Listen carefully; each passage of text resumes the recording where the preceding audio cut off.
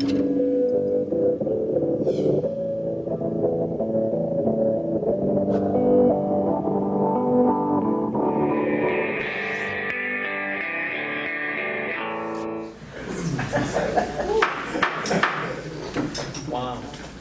I'm going to call this meeting of the BUHS Board of Directors to order at World Time, 7 o'clock. And first thing I'd like to do is call for nominations for the election of board chair. Do I have nominations? I nominate Robert Woodworth for board chair. Second by Ricky. Any other nominations? Hearing none. All in favor of Robert Woodworth as our UHS board chair, signify by saying aye. Aye. Any opposed? Any abstentions? I'm going to turn the meeting and the gavel over to Robert. We got it out of your hand. Good job. Thank you, and I appreciate your support. Yes. And it's a great working board with administration, and you know, we have things we can work on, things we can do better, and some more things we can get into, I'm sure. And I appreciate the support in when I get off track a little bit sometimes, and in the committee support. Next would be nominations for board vice chair. Are there any nominations? I nominate Ricky Davidson. And I'll second that. Okay. But that's if Ricky wants it. Different times. If you want me to, I'm willing to do it. Do you want David? Okay, are there any other nominations? If not, all in favor of electing Ricky Davidson, board vice chair, please signify by saying aye. Aye. Opposed or abstentions? I thought you were raising your hand there, too. Sorry. I don't think you let me vote yet. Okay, all right, congratulations. Thank you. And next item would be election of board clerk. I nominate, would like to nominate Ruth Barton. Second. Okay, nominate. Any other I was able to do that because she wasn't. Right, because she nominated. wasn't. I was able to get that. Okay, are there any other nominations? If not, all in favor of electing Ruth Barton as board clerk for the ensuing year, please signify by saying aye. Aye. Opposed or abstentions? Seeing none, congratulations, Ruth. I will try to attend to my onerous duties with diligence. Well, it's important, you know. Okay, then we have to elect 3 WSCSU voting members. And currently, I can always remember 2 and never remember who's the 3rd. Russ and Ruth? We have Ruth, Russ, and Melanie. Oh, Melanie, that's right. And you are the alternate. Yep. Are there any, I guess we could do nominate individually or the slate? Everybody interested in continuing? Sure. I'll continue. Okay, then somebody want to nominate? I'll nominate the slate of Russ, Ruth, and Melanie. Second. Okay. Any other nominations? Okay, all in favor? Aye. Opposed or abstentions? Seeing none. Congratulations to Russ, Ruth, and Melanie. And we appreciate your service on the WSCSU board. Okay, next we need to establish meeting days and times. And for several years now, we have done since I can remember anyway, we've done the first and third Mondays of each month at 7 p.m. It's been that way as long as I've been on the board, and I don't see any reason to change it. Confuse me if it's changing. You don't want to confuse ourselves. Okay, is that something we really need to vote on? Yeah, we just need to confirm. Okay. I mean, All in consensus. favor of meeting the first and third Mondays of the month at 7 p.m.? Aye. Opposed or abstentions? Okay, thank you. And we do make occasional revisions, particularly for holidays and school vacations and so forth. We'll continue to do that. And occasionally, after a long stretch of meetings, if we don't need a second meeting in a month, we pass pass on it. Otherwise, we'll be first and third Mondays. Okay, committee assignments, and you have the most current ones there. I believe since everybody remains the same on the board, there are no face changes unless people express an interest in changing committees. I think we have pretty solid committees now. And actually, I'll read this off just to refresh everybody's memory. Finance Committee is Ruth, Lori, myself, and Sean. The Ad Hoc Building and Grounds Committee is Ruth and myself, which we haven't ad hoc'd in quite a while. We haven't ad hoc for a long time. Ad hoc as necessary. Planning and Policy, Lori, Ricky, Melanie, and Ian as chair.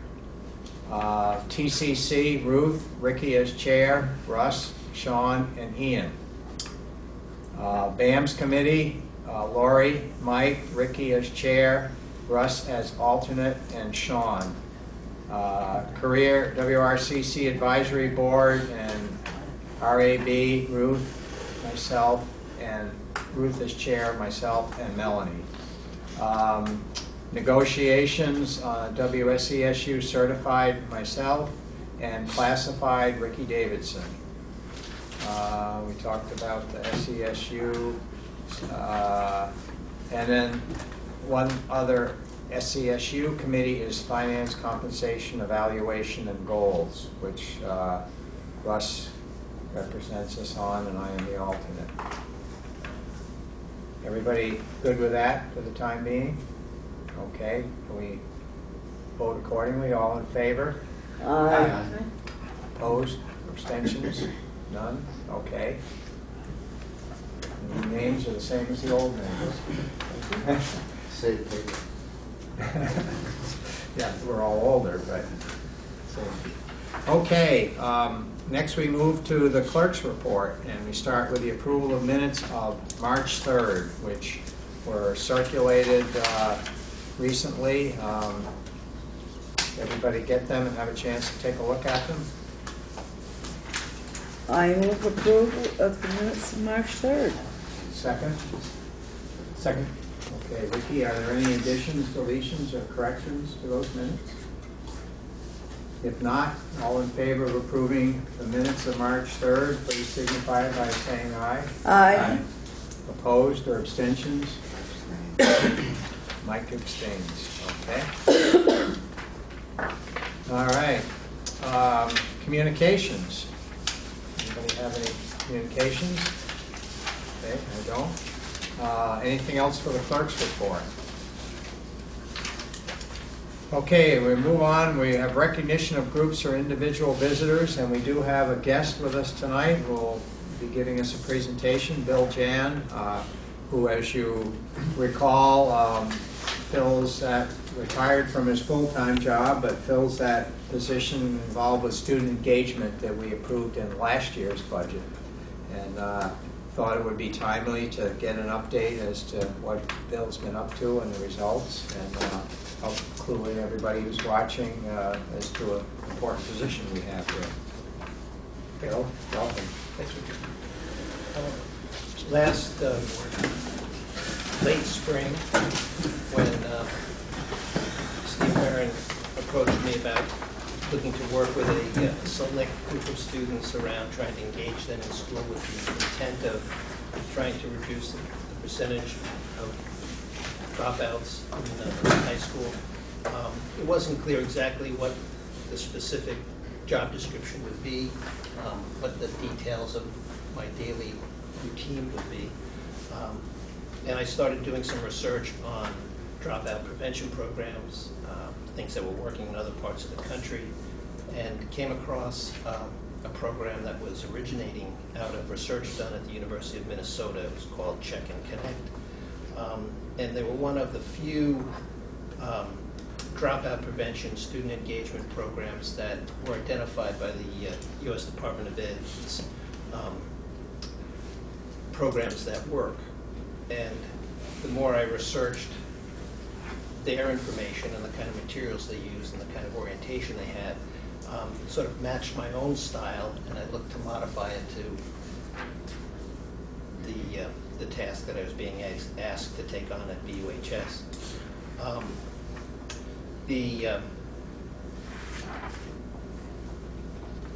Having worked as a counselor for 25 years here, I realized that one of the things that we could see patterns in was that kids who, by the time they reached the end of 10th grade, that didn't have a lot of, had failed classes, didn't accumulate credits, once they started falling behind after their first year, if they fell behind again after their second year, they at some point came to the reality that they were either going to do an extra semester or an extra year, and that was either going to be viewed as positively, or they were going to look to leave sometime in their junior or senior year because they knew they had more to do than they wanted to put up with and stay here dealing with. So the intent of Check and Connect is to work with 9th and 10th graders, the mentor of which is the role that I'm sort of following. And as I've started this, the mentor role sometimes is as an advisor, it's sometimes as a problem solver with a parent, it's sometimes an advocate, it's a community service placement person, sometimes I'm functioning as a coach, not necessarily athletically, but coaching them through behaviors or responses to classes. One of the students I'm working with, or I was working with as of today, I worked with as a counselor last year, and that person had an interesting reaction to my initial working with him this year. What's with that, Jan? Last year is my counselor. This year he's all into my stuff. And in many ways that sort of encapsulated what I'm trying to do, is really get into people's stuff in many ways. Not necessarily into deep, dark family secrets, but really about what's getting in the way of being successful in school. Are there things that they might enjoy getting connected with that for some reason they don't have the resources or the ability to hear about or know about or follow through on? So some of the simple things that I've tried to do is place people in after-school field experience kinds of things with local veterinarians. Got a scholarship for one of my students for the February break at the River Gallery Art School. And just constantly looking for ways to try to integrate some of what a student is interested in with things that are available both in school and out of school. The little handout that's there sort of describes the check and connect components. The checking is really looking at grades regularly, plotting those, discussing them and reviewing them with students, and then keeping track of all that. It's very much a data-driven approach that I've taken. I'm checking attendance every other day, looking at grades every other day, plotting those with kids, looking at where there's improvements, developing strategies and plans for when things aren't going well. This year, I have 5 10th graders and 5 9th graders. The idea would be the 10th graders would move on after ideally accumulating enough credits to put them in a legitimate third-year credit range, and making sure 9th graders are in a position where they are accumulating the credits they need to sort of move into a healthy 10th grade place. The interesting thing about engaging with families are that many of the families I work with don't have a whole lot of connections with the school, and haven't for maybe in their own lifetime experiences either. Some are very welcoming to my involvement, even into their homes. Others are very, would prefer I not make closer connections. There's multiple reasons why that might be true. And I've come to realize too that for the high school students, a lot of parents can offer a tremendous amount of support, but in many cases, in the end, parents are struggling with having their children get to school if they're not coming, that they're wrestling with the same issues, and there's not an easy solution to that. And the phrases or the concepts of patience and persistence have taken on new meaning for me over the course of these last 6.5 months. So besides the sort of checking and looking at all the data with students and trying to develop sort of relationships with them, a lot of my time is focused on trying to develop some problem-solving skills with them, looking at what's contributing to whatever it is that's getting in their way of doing work in class or out of class. There's a strong theme of not doing anything outside of school for a lot of these students, and that's pretty historical, and it's not an easy one to break. And I'm focusing on making sure that we can try to be as productive as possible while they're here as we can, and deal with some of the issues that are happening outside to a lesser degree, although those are critical as well. Constantly trying to drive home the theme of you're important, your education is important, finishing your education will mean something to you even if it doesn't feel like it right now. And things like poverty, mental health, substance issues run through some of the quagmires of what makes it difficult for kids to be successful in school. And I'm trying to make sure that I'm focusing on the alterable indicators that I can, like attendance, credits, academic performance, and their behavior. Those can be changed. And ideally, some of the other factors that are less within my realm of being able to change will be receiving attention and assistance other places.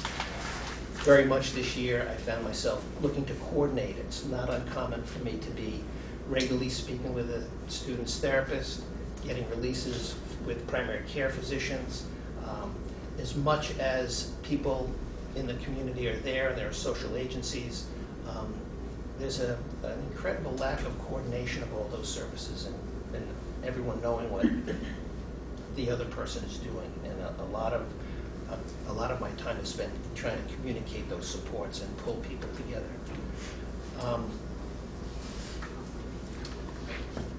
The 4 indicators that helped identify who are these kids and that I would be initially working with had to do with looking at credits, failing classes, feeling isolated, looking at percentages of latenesses to school or suspensions, and then sort of cognitive indicators too in terms of resistance to learning, having not had a lot of success in school maybe in the past, usually in the past. Those were sort of the predictors that were used to help identify who those 10 kids would be. Once the sort of indicators were identified, I went and took all of last year's 9th grade data, the number of credits earned by kids, and you can see the number of credits that are listed there on the first column.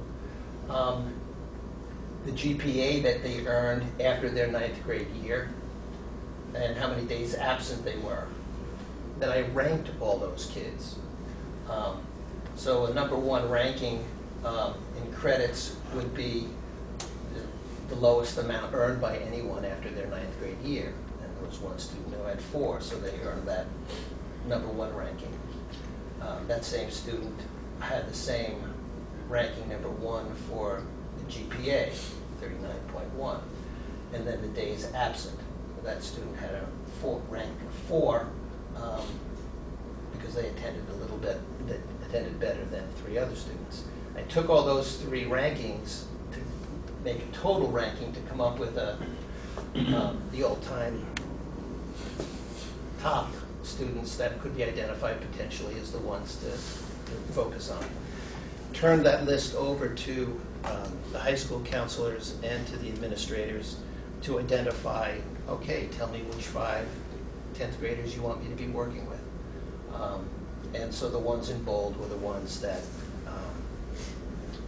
I started the year with. Not number 1. And not number 1, and those were internal discussions with administrators and counselors to make that decision. But I wanted to have some criteria based on the alterable indicators that we originally said, this is the population we want to work with. How do the ones that we finally select match up to that? And I couldn't do exactly the same thing with the 9th graders I'm working with because we didn't have the same kind of data, but I did take attendance and I did take failed classes and grades, did a similar table to this one, and had the assistant principal at BAMS and identify their top 20 from that list that they felt would be in need of supports, and brought that back to the BOHS counselors who were just getting to know those students. But I did ask the assistant principal at BAMS to give me your top 10 in priority order, and so we focused on using the top 5 of that when it came back to the BOHS administration and counselors.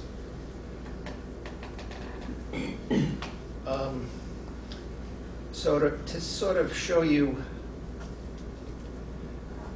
the data-driven aspect of what I've been doing, this is a monitoring form, and it keeps track for me, or I use it to keep track of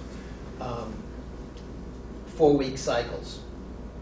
I keep track of the tardies, cuts, truants, missed classes, and it doesn't matter to me if a parent calls them in sick. I'm just keeping track of missed classes, period, whether they're on a field trip or on it becomes too dicey to make those distinctions. I was just looking at, were you in there for that 90 minutes or 45 minutes, or were you not? And looking to track that. Detentions and suspensions. So this is a sample of a 9th grader, and we're in the month of March. Every 4 weeks, I would send this information. In addition to having individual conversations, it would go to this, in this case, the student's case manager, their house administrator, the dean of students, and the student's school counselor, so that they have, in addition to sort of the conversations in the hallways that we have, they would have a record of my conversations and the kinds of things that I was keeping track of. I keep track of the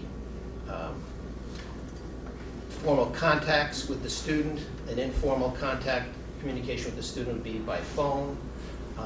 With parent would be any of these methods. I really discovered that maybe 1 of the 10 had internet access. And phones weren't even a very good method of communication because minutes would go out and they continued to go out, or there isn't a phone service, power goes out. And so trying to find, when you think you have found one mode of communication, several days later, that one's not working and you've got to come up with something else. Any contacts I have with staff around a student, I record that as well, and community agencies that might be involved with the student. Basic interventions would be the fairly most common one is sharing the check data. How are the grades doing? Any missed classes? Providing feedback to that, setting goals, reminding students of the goals that we might have talked about, problem solving with them or with other people in the school. And to the right of this monitoring form is sort of the narrative of every conversation, email, idea that I might have around how to intervene next is just recorded and logged and attempt to keep track of. not only for myself in terms of what my next move would be, but for also to let case managers, counselors, administrators, house administrators know what's going on and have a record of that as well. This time of year, it seems really important for kids, and the kids who are doing well know it's important, and they sort of get on top of it right away, making plans for what they might do, what they're requesting for next year. The population I'm working with has more of a struggle with that, even remembering where the paper is that they would be submitting the course requests in. They also are not always so great at understanding the notion of credits and how they accumulate and keeping track of them and how that's possible. And the school has the Power School has some good tools that sort of pull some of those pieces together, and there's been an increased emphasis on sort of 4-year planning, which is particularly difficult with this population as well. One of the things that I started off with one particular kid in mind was to create a visual for them to see everything in one place. And so I developed this Excel spreadsheet calculator that covers all the BOHS requirements, and then it becomes not only a 4-year plan, it becomes an opportunity to see what credits have already been earned. Things in blue are credits already earned. Things in red are courses and credits that are currently being taken. The black is credits that are required in those content areas. The green are things that still remain, the credits that remain. And then beyond this year, for a 10th grader, there'd be 2 more years. What are the credits that are planned? So this is a calculation for a 10th grader. They have completed English 1, upperclassmen. They did that in the fall of semester 1. That's because they didn't pass English as a 9th grader. Their plan is to take English 2 in 14-15 semester 1, and technical English 3 in 14-15 semester 2, and technical English 4 in their senior year. And that goes through for each content area, so that each time we acquire a credit for a student, or they acquire a credit for themselves, it moves into a category. And for this young man, he'll have 10 credits over the BOHS requirement at the end if all things go according to this plan. Will there be adjustments to this? No doubt. But it will at least provide a footprint and a frame of reference for them to keep working. As soon as I update it or create a new version with them, they may not have internet at home, but they do in school, and I utilize the Google emails that kids have now, and they know, whether they look at it very regularly or not, they know that every time there's an adjustment on this that we make, I send it to their bu6.org account so that they've got a record of that.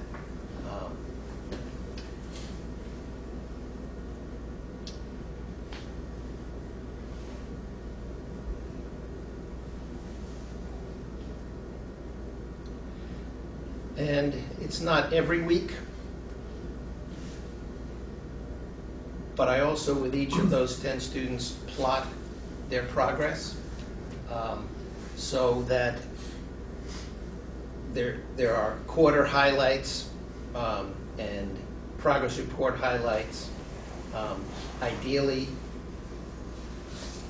everything is, in this student's case, it's everything is above that red line, which is a good thing. That means that they're passing everything they're currently doing.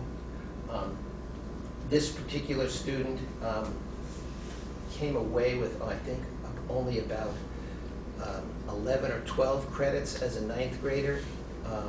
Ended up being on the honor roll for the 2nd quarter this year, and starting into the 2nd semester, the end of January, has struggled with issues and has been probably out about 18 days so far this semester. Just the highs and lows are unpredictable. And the only thing that I'm attempting to stay consistent with is that they know that I'm going to keep calling and making plans, or coming over and getting you, to try to keep the notion that what we're doing here in school is important, and don't give up on that. Let's surround you with the supports that you need that are beyond the school, as well as the ones that we can provide in the school.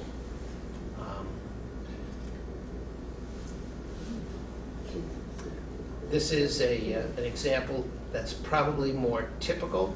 There's ups and downs, and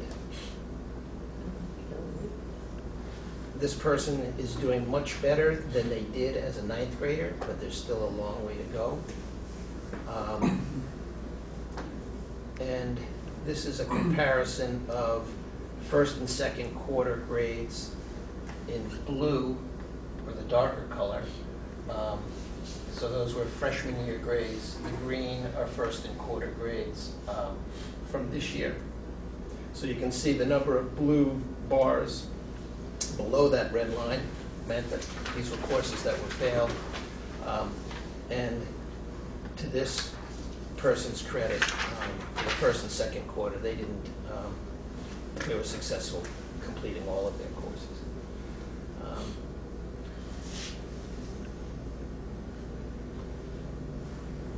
And there's, I think if you were to ask me, am I being successful? I don't know how I would answer it. It'd probably depend on the day.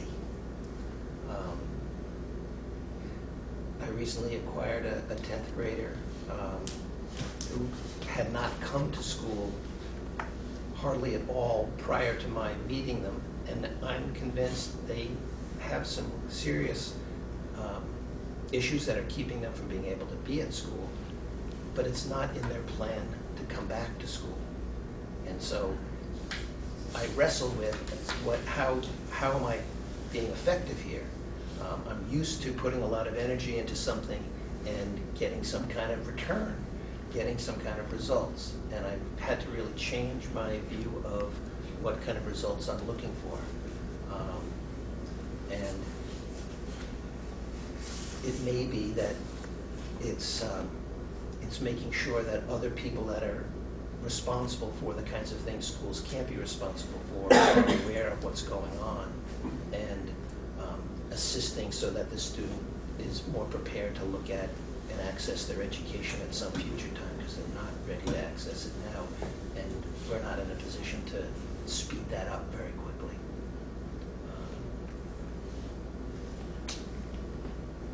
Question? So it sounds as a bit of a note of futility there in some cases, but as I recall when we first discussed this during the budgeting a year ago, I think bluntly some of our question was why put money into this? Is it past the opportunity? And we have heard some suggestions that it only takes one or two saved students to make it worthwhile, and we owe it to the kids. And we approved the position on that basis, and with the understanding that really it's not like if you have 10 kids, 9 of them are going to graduate, but and maybe somebody wants to comment on those relative numbers, but how do you mathematically say we save one kid, besides what we've done for that kid, what have we done for ourselves? I think you're also going to see, Steve, I think in some ways what Bill's doing in this program is planting some seeds for kids. And it may not resonate with that student as a 9th grader, but they may, if their home life, family life, whatever's holding them back, if that can resolve or improve, they may say, okay, I'm going to continue with high school because I know there's at least one person there that believes in me, and I know I can do this. So I think for Bill it's hard because he's putting an investment down now that we may not see for a couple of years. And you know, I don't want to mislead anybody. It's hard to know whether that investment is going to be on that 4-year timetable that influences graduation. But does it influence the potential for eventually feeling like you want to be able to do something, or now it's time? I have to believe that that's true. I do believe that that's true. Have you made very many home visits or on a number of these folks? Is that a... I'd say half of them, and the other half for probably very legitimate reasons, don't want me near their home. Or, yeah, for a lot of different reasons. Yeah. And there isn't just one reason.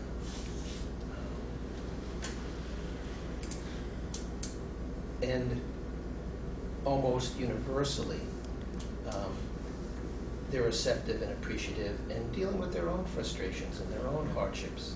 And so are grateful for sort of the continuity of communication, which I really can provide.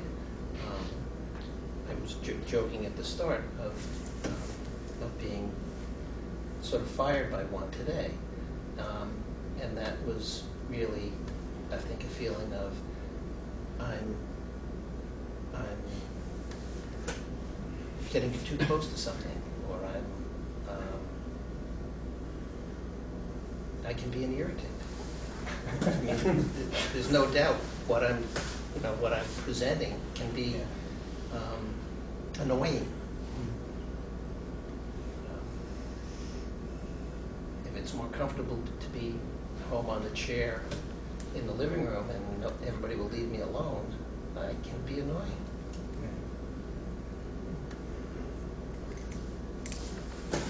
I think you have to qualify successful. You're not going to be totally successful No. on this, and you're probably going to get burnt out rather quick.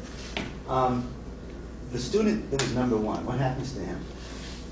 They ended up not returning.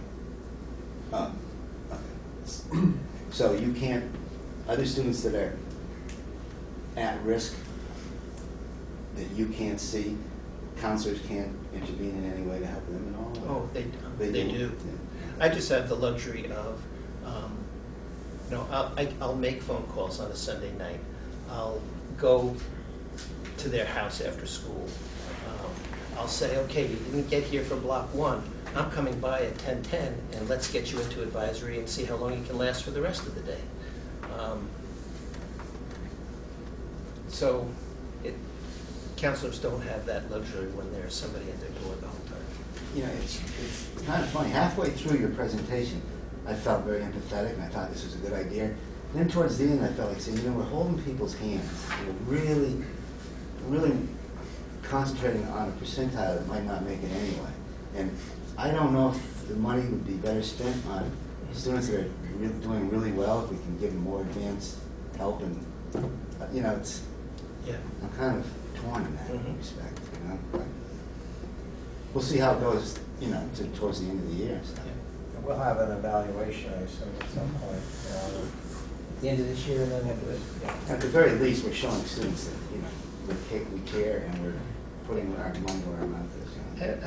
I think you're emphasizing that their education is important and recognizing that they've got a lot of, it's not just, I mean, in some cases it may be hand-holding, and it may be hand-holding with someone who really hasn't had their hand held. And don't know what it's like to have their hand held. And so it's a... Kind of sad. Yeah, I was going to. Go ahead, Russ. Yeah, I was going to say that to me it strikes me that you're doing something potentially really important, and you sort of hit it right at the end. Is that my hunch is that there's no question that there are a lot of us at different generations who just didn't like school, didn't like high school, didn't like whatever, and that passes on. And so if you're a kid, your parents have a big influence on you. and peers and other things, and there are teachers who are evaluating, and more formal counselors who are got the forms and different sorts of things. But if you can reach out and hold a hand that hasn't been held before, and not just sort of say I care, and not being as judgmental and as standards oriented, whatever. Just what is it, and treating each individual as an individual. And if you can reach, it'd be really frustrating if you can only reach 1 or 2 out of the 10, and maybe that's what'll happen. I suspect you'll reach more, but that even if it's that, it passes on. One of the things about a good public education is that it's an equalizer. If it's there and you can reach out, then you can break out of cycles. And if you can break, one person out of cycle, well, then if that person has 2, 3, 4 kids, and it multiplies. So it's not only seeing what graduation rates are like, but then it goes on. And if you can get, and even if they drop out and they don't make it, but they say, maybe there'll be a guy like Jan will, get you earlier on or something. Maybe they have kids and they're going to high school. They'll see that it's not just a monolithic, whatever. So I encourage you. I hope you don't burn out. Well, even just the issue of it's important to get up. It's important to thank people who are doing something for you. The young person who got a scholarship over the February break didn't show up for 2 out of the 5 days of that program, but went for 3. Did anyone contact the organization to say, I'm not coming in? No. Where's the model for that? And so we sat down and wrote a thank you to the person who gave that scholarship and got a nice reply back. And it's those little, to me, those are the successes. There's a modeling of what makes things work, and that's what I'm trying to do. Well, I would think too, just the bar graph that's up on the board right there. Looking at that student and how many courses they failed last year versus the fact that they didn't fail anything this year, that's got to say something internally to that student about the fact that they can be successful in school. School is something that they can accomplish something in. And whether the student continues or drops out or whatever, doesn't, I think, that underlying success story that they have of themselves is going to do something for them to say, I can do this. This is something I can accomplish. And as Russ was saying too, it's something that they're going to be able to pass on to their kids, that maybe school's not going to be necessarily a negative, ineffective place, because it was for them for a while, but it's changed and it's something different now. Something that was pretty encouraging about 4 weeks ago, one of the students I'm working with said, so are there any other special programs that, he mentioned his friend, could take advantage of? And this person has been missing so much school the first half of this year, but this second half was able to say, I'm recognizing that there are some things in place for me that are making it better for me, and are there some things for this friend of mine? And then again, we'll have attendance that's perfect for 3 weeks, and then we'll get 2 weeks where they don't come at all. There's a lot that they're wrestling with, and then I'm wrestling with my own ability to be patient and persistent, reminding myself of those small little pieces that I know are there that are making a difference. I could just say something about something Michael said about burnout. I work in an industry where I might be working with some of these the same population, and in my work I find that there is an onslaught in this town of newcomers who are coming for the insurance or whatever, and health insurance. And there's a pattern of, I don't know if it's a lack of parenting or a lack of there's just a generational gap in what I perceive as what you should do to teach your kids. It's not there. And it seems like the population is growing. And there does seem to be great improvement. I mean, there does seem to be a significant improvement based on that graph. But the demand for this, I would think, is probably growing.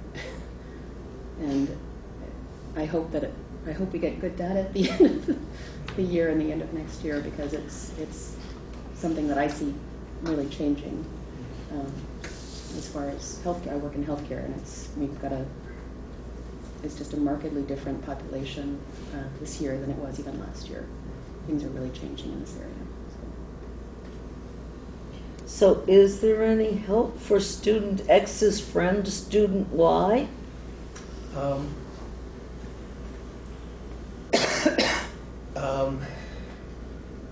You know, I can, the referral that I made to a youth services program was extended to that person also. And just having conversations with him about the opportunities that exist that are in line, and the Career Center had several things that made sense, but not something that, not for me in terms of the extent of what I'm able to do in the 15 hours a week that I have. And in some ways, I'm glad that it's 15 hours a week. I don't think I could do this 5 days a week. Any other questions, comments? Thank you. It's very helpful. We look forward to, once we have a little more track record to see where it's taken us. Thanks a lot, Bill. Okay, we can move on. The consent agenda, is there a motion to go into consent? I will be going to consent agenda. I'll second. And Melanie seconds. Let me give Jane a sec to write while she's running. Yeah. Okay. All in favor of entering consent agenda? Aye. Opposed or abstentions? Okay, we are in consent agenda, and as always, we'll start with finance. Okay, finance met on Wednesday, March the 5th at 7:30 in the morning. And we approved warrant numbers 1169, 1170, 1171, 1172, 1173, and 1174 for a grand total of $578,934.81. We also approved payrolls for February 7th of $493,391.47, and February 21st, the amount of $616,010.38. And we talked about... Excuse me, what was the date of the second payroll? The second one was... 221. Okay, 221. And we are going to be... We had a handout from the auditors, and we'll be looking at that in more detail this coming Wednesday, when we will be meeting at 7 a.m. instead of 7:30 a.m. And we also are going to schedule a discussion and review of a PA system for the football field. For the fields. Okay. Oh, more than one field. Request for one, yes. It's a big system. Doesn't include Fort Number, though. No. That'll be... It could if we wanted to make it reach that. So if there's anything else, Mr. Woodworth, that you remember about that meeting, because you're the only one here that was there. Besides you. Oh, I said the only other one. Oh, and the other one, yes. No, I think you got it. Those are the notes that I made. Different time for our March 19th meeting, half hour earlier, so anybody would like to get up and join us, you have to get up a little bit earlier. Well, I see the crowds at the door. Yeah, the crowds at the door. Ruth brings treats, don't you? Hopefully it'll be above zero. You know, the last few meetings, it seems like it's been below zero every time we get together. Okay, planning and policy. Has not met. Okay, teacher curriculum. Has not met.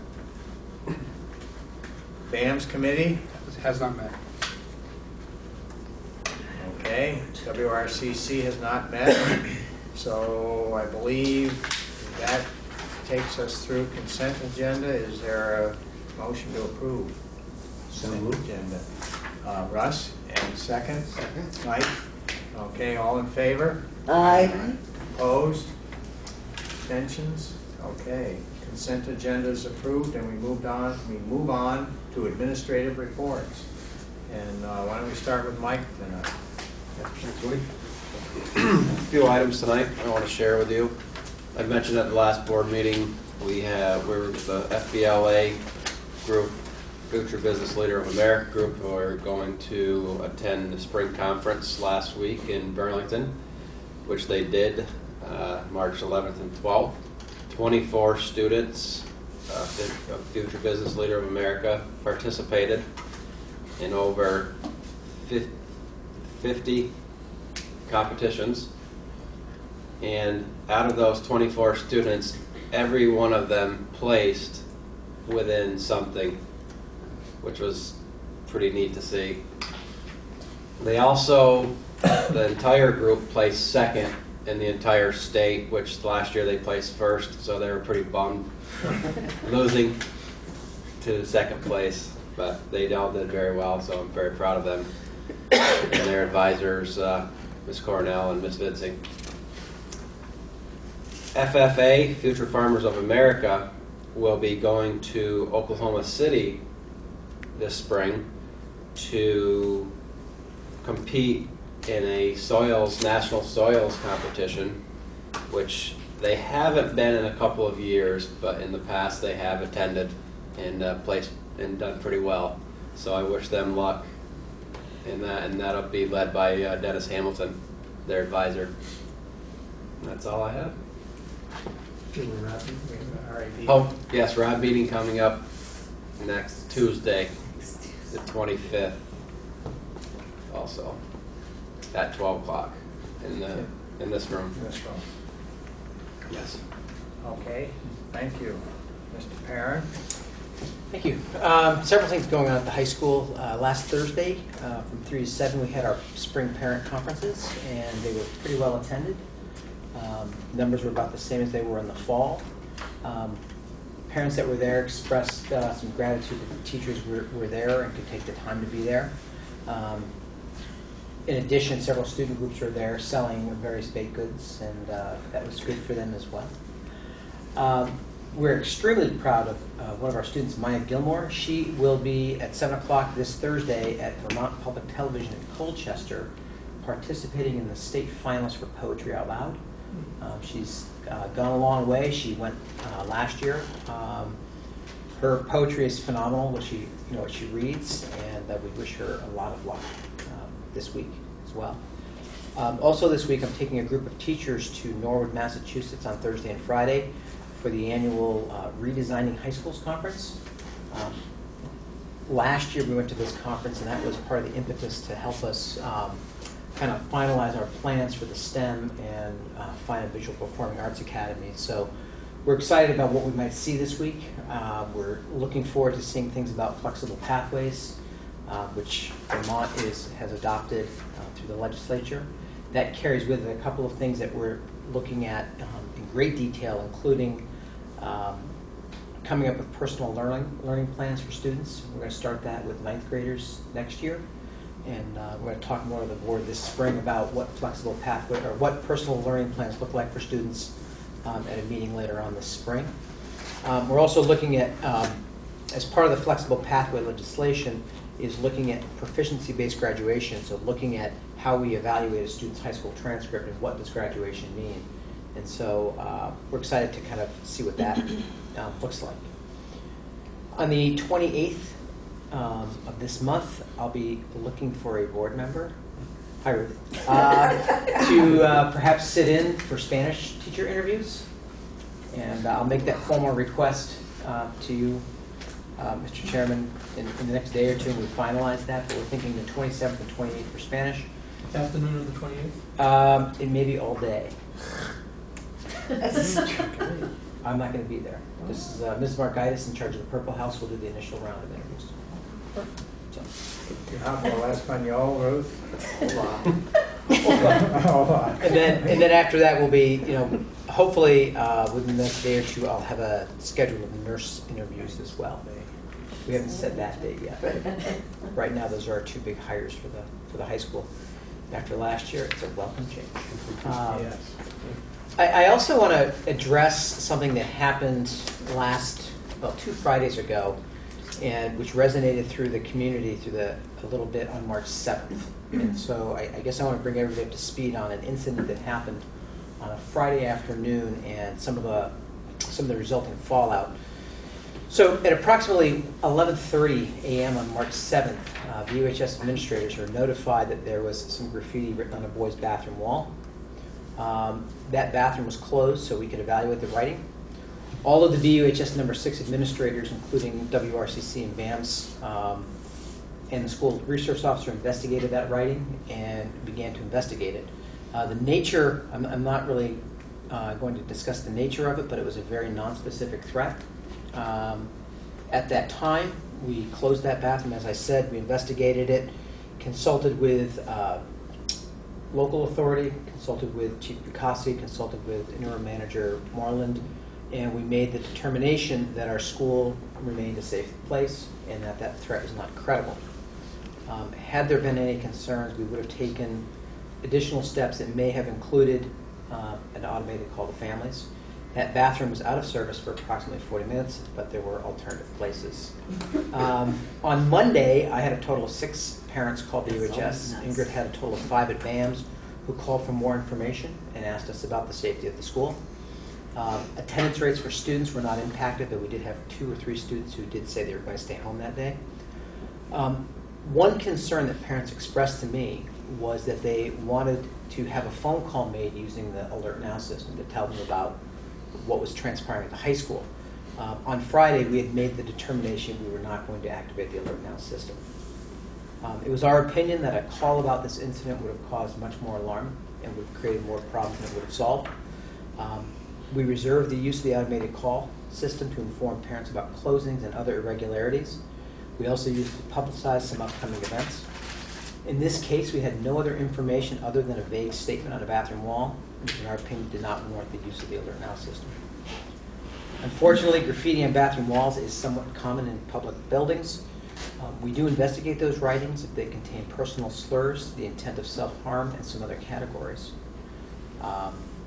Right now, this is an ongoing investigation. I have to, as I always do, sing the praises of Mr. Jesse Hall, who's done a ton of legwork to determine who the perpetrator is. Continuing to follow up several leads, and that investigation remains active right now. But I wanted to let you know that that incident happened, and we did have some people call and express some concern, specifically about why, when we've used the Alert Now in other incidents, why we didn't use it in this incident.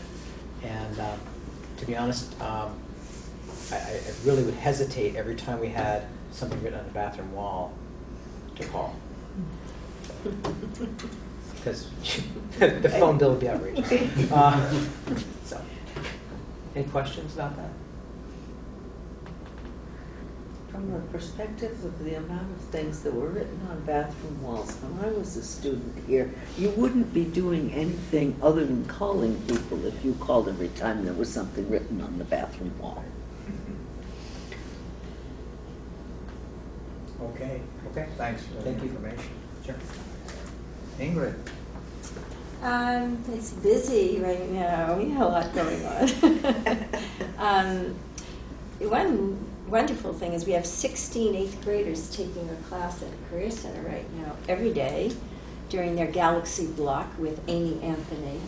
And they're having a terrific time in that class, loving it. And we have one of our paraeducators taking them up, staying there, and bringing them back. So, I get a daily report from that What is the individual. class? I'm sorry? What is the class? It's an engineering and design class. Is there another name currently? Intro to engineering and design. Yeah. So we're grateful that our kids can have that opportunity, and it is an everyday class. We have been meeting with Michael and Ann Doran, the counselor, to integrate into our schedule for next year a regular Career Center course for our students, and it looks like we're very close to that occurring. And that will be an overview class of 6 of the major opportunities available for students at the Career Center.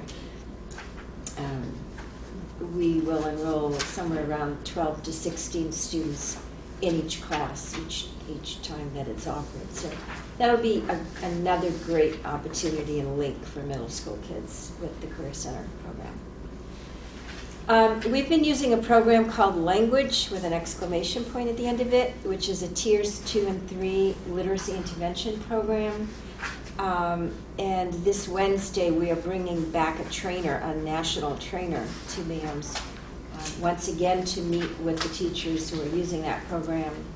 And I'll be there to really take a closer look, now that we've been using it for a year and a half, of its power and intended use. I'm looking forward to that training a lot. Both the middle school and the high school are sending staff members to a one-to-one computing conference in April, sponsored by Vermont VitaLearn, which is the leading organization in technology education. The concept of one-to-one relates to students having in their hands a digital device of some type, and generally being able to take them home with them. And I'm not going to, I know Steve has money in his budget for next year for that very thing to happen. We've been using them at BAMS only as far as the building. Our 8th graders all have their own designated Chromebook computer this year, and that's been going really well. And we're on a similar path, I believe, as the high school will be on next year. So we have, between the 2 buildings, close to a dozen people, I think, attending this conference, and it looks to be a very good one. We are in hiring season right now as well. We had 72 candidates for the social studies position. We brought it down to 9 to interview. It took more time to bring it to the 9 than it did to interview the 9. From the 9, we are observing 4 teach. 2 came today and 2 are coming tomorrow. And I'm hoping at the end of the day tomorrow we have a really good idea of who that candidate will be. Math interviews are March 31st, and we would like to have a board member join us if possible for that date. And we have a special ed opening for a 2-year leave that you approved at the last meeting. Those interviews are March 24th, and it would be great to have a board member at that as well. We are not getting 72 math or special ed candidates for those positions. It's also transition season. Our annual meeting for 6th grade parents is Thursday evening, April 3rd. It's about 3 weeks away, I guess. I sent a letter home. There's also a copy of that same letter in the newsletter that just got mailed out last week. And we'll do an alert now for 6th grade parents as well. The week of April 7th to the 11th, the 2 counselors and I will visit each of the 6th grade classrooms in the district, Brattleboro, Vernon, and Guilford, and spend about an hour in each classroom. We'll bring those students to BAMS in May for a tour, a half-day tour.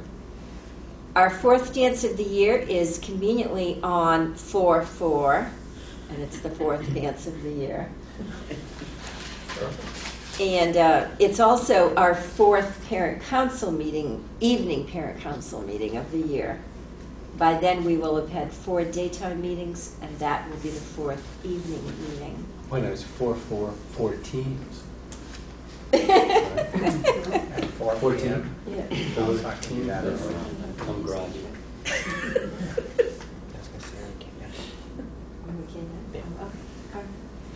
I won't say anything about the music trip. Well, now you have to. No, I won't say anything. You talk about it now, and I'll because talk about it when they Steve wants to talk get back. about it when they get back.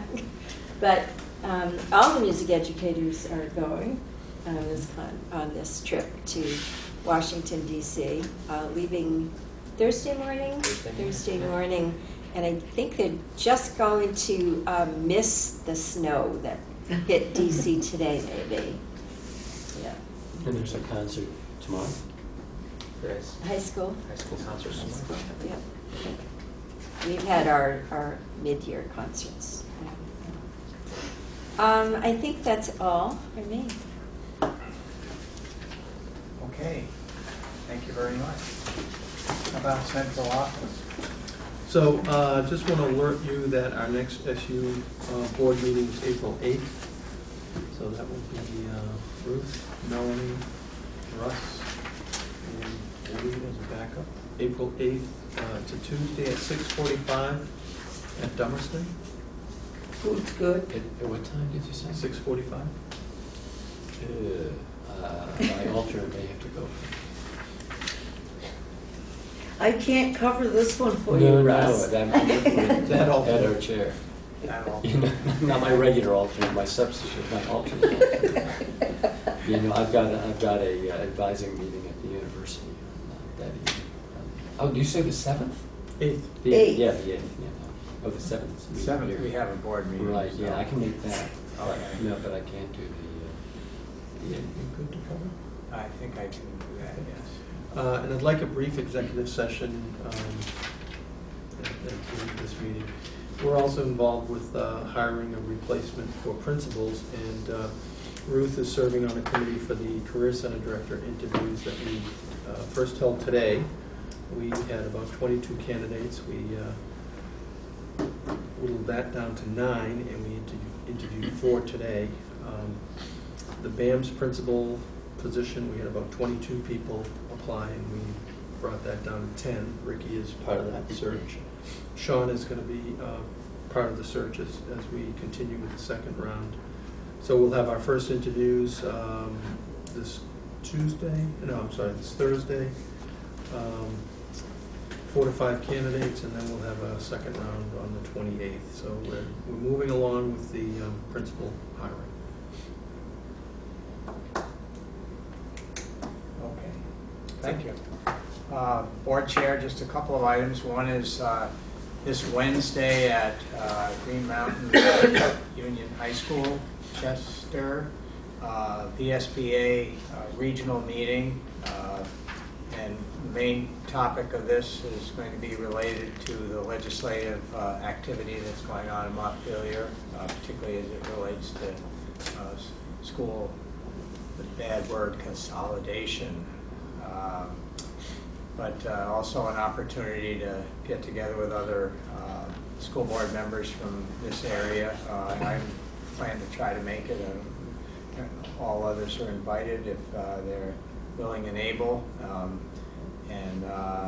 That's again Wednesday at 6:30 at Green Mountain Union High School, Chester.